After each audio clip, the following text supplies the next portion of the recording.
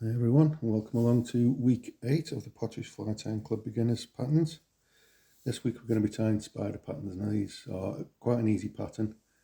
As with all the easy patterns, it's very easy to spot any mistakes that you make. So it's really important that you get your thread down the shank of the hook really nice and neatly, and that you pay close attention to your thread control.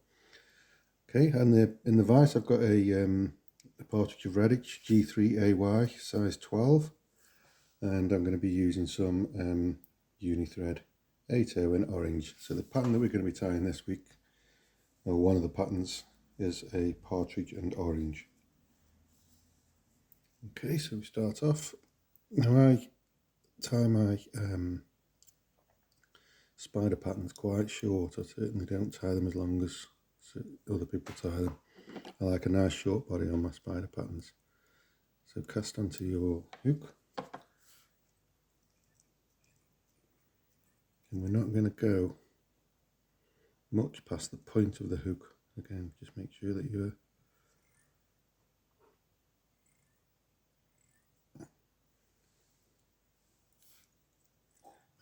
thread's nice and flat, and then come back up.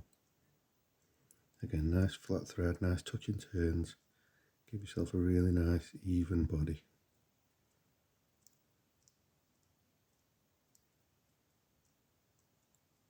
Okay, and you then want to stop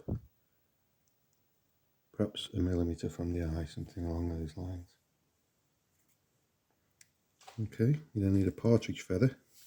And what you need to do with your partridge feather is hold it by the tip, stroke the fibres back, and then with the feather curving away from you, if you want a really neat finish, you actually strip the fibres off the bottom, so you've just got those fibres sticking up at the top.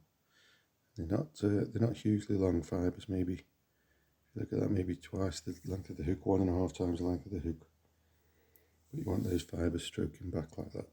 And what we're going to do this week, which we haven't done before, is tie in by the tip, because the partridge feather goes really thick on the rackies very quickly.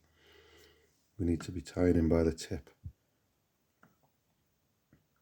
Okay, so it's going to be curving away from you both ways. Hold that against the side of the hook and tie in over the top. Okay, something like that. And you want to just snip off this excess at the front.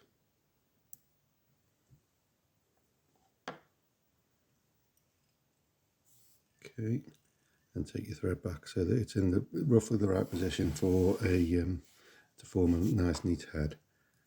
Perhaps one more turn, because we're only going to put 1.5 turns onto this fly anyway. It's quite a sparsely hackled fly.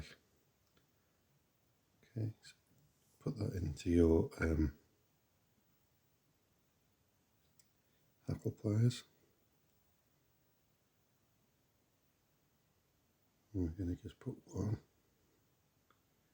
Do get the occasional one. You need to try and keep the curve going on the feather so that the fibres just curve back ever so slightly.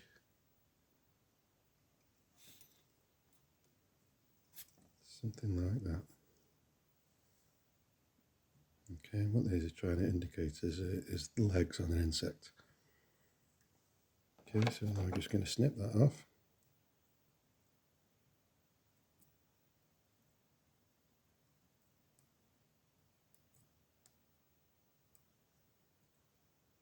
Just be very careful you don't snip any of your fibres off whilst you're snipping your ends off.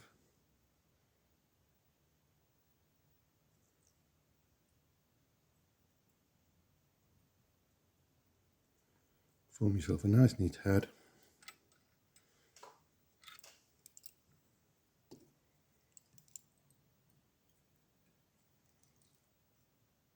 And then a nice whip finish.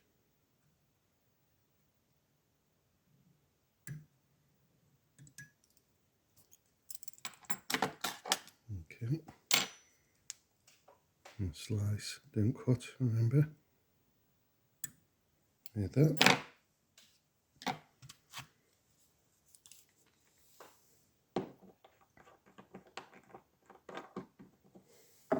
And I'm just going to get a dubbing needle and just separate some of these fibres out a little bit.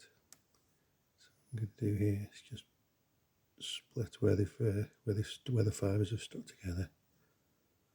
And it just gives a nicer sort of overall impression on the fly. There's 3 or 4 on the back there that's sort of stuck together.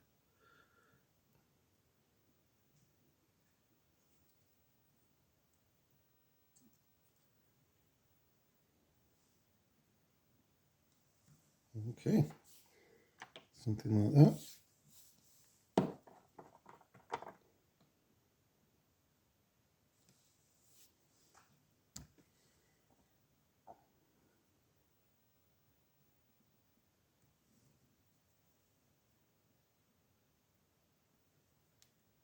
Little spot of varnish on the head, and Sally Hansen, as this is.